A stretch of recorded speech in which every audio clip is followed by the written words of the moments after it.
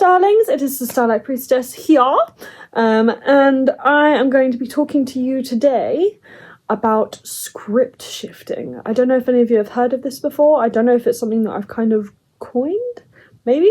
If you've heard of it before, then do let me know in the comment down below. So the basis of it is to basically be writing with different scripts in the craft, and to note how it changes the energy of the work.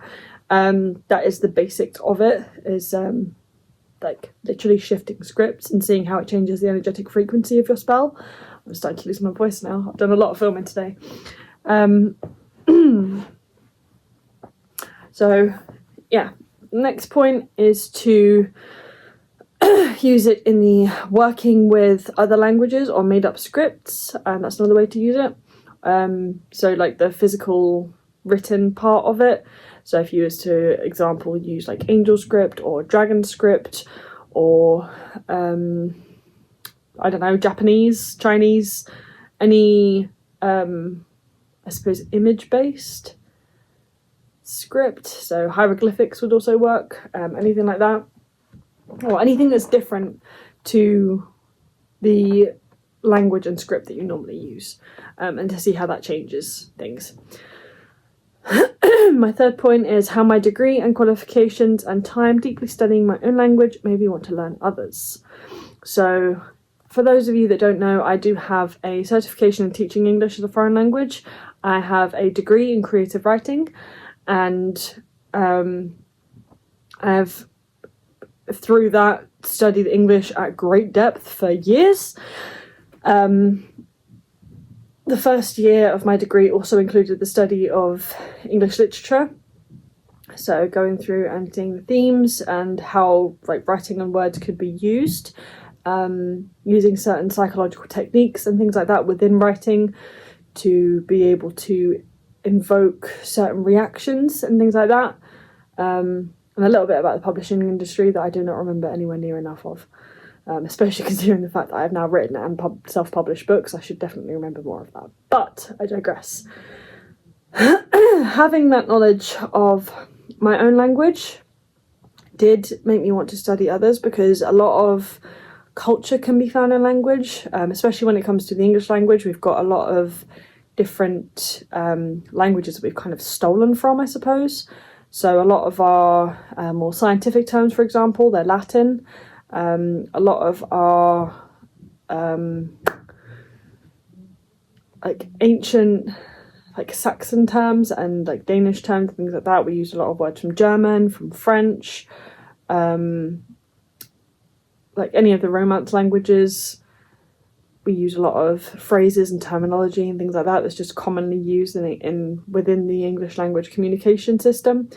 So it has made me want to learn how others kind of use that communication, especially if it's got a different script to what we've got. It's one of the reasons I love Japanese so much, but I spoke about that in the Language Magic video.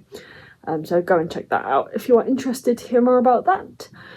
The next point that I've got, seeing as we are taking on, I don't want to make these too long, learning more about alternative writing scripts and the country of origin and the language and culture they represent could vastly shift your practice and be a large step towards gaining acceptance and a greater understanding of others. It is self-betterment. For example, I have been to a few like Japanese lessons. I've attended a couple of Arabic lessons. I've attended a couple of like I did French in secondary school.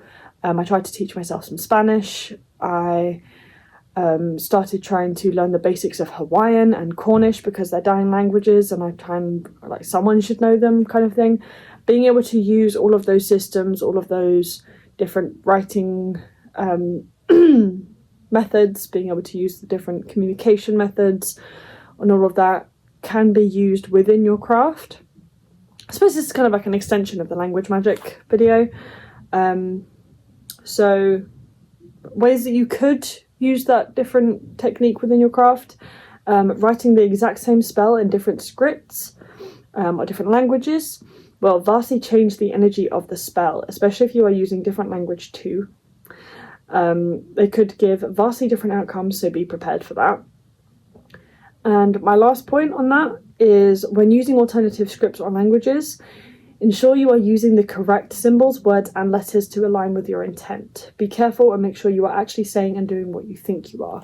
So my example for that would be Japanese, just because I've studied that more recently and more intently than anything else. One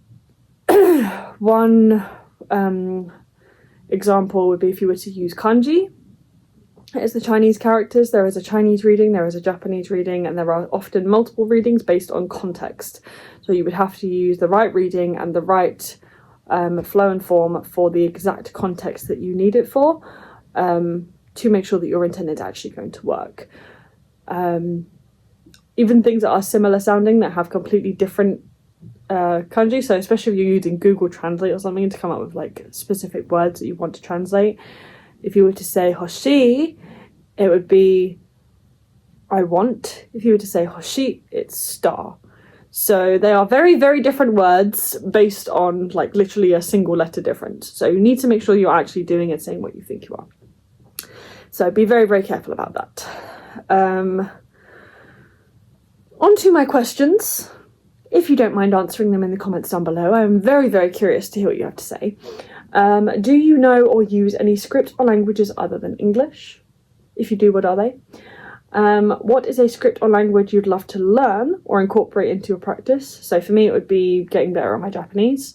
Would also love to learn Russian. And what was the other one I wanted to learn?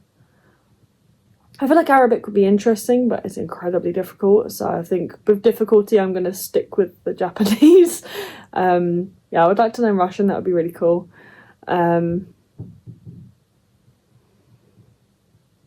Polish, I suppose, just to be able to communicate with some of the people at work. A lot of them speak Polish. But for like craft-wise, I think I'll probably stick to Japanese for the moment. Have you ever done the same spell multiple times using alternative scripts or languages each time, and what was your experience with it? That is a good question. That is the main one I know the answer to, because I have never actually done that. I've never actually been able to translate an entire spell into another language. So that'd be really cool. I also wanted to learn Spanish, so I teach myself Spanish. That'd be really cool. And Cornish, because I lived in Cornwall for so many years and it's a dying language. That'd be really cool. That would be very, very good to incorporate into my craft. However, time. Yeah. If you have any answers to any of the questions, please let me know in the comments down below. If you have any questions for me, same place. And yeah, hope you enjoyed this video on script shifting. Be unapologetically you, no shame, and I will see you in the next one.